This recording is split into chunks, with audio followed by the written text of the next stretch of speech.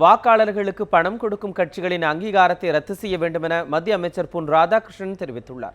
கன்னியாகுமரி மாவட்டம் நாகர்கோவில் ரயில் நிலையத்தில் 36 லட்சம் ரூபாய் மதிப்பீட்டில் அமைக்கப்பட்டிருந்த நகரும் மின் படிக்கட்டை பயணிகளின் பயன்பாட்டிற்காக மத்திய அமைச்சர் பொன் ராதாகிருஷ்ணன் திறந்து வைத்தார்.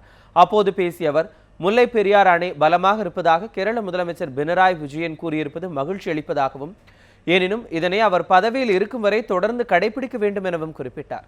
மீனவர்களை பழங்குடியினர் பட்டியலில் சேர்க்க வேண்டும் என்று திமுக தலைவர் கருணாநிதி மத்திய அரசை வலியுறுத்துவது பாராட்டுக்குரியது எனவும் அவர் தெரிவித்தார்.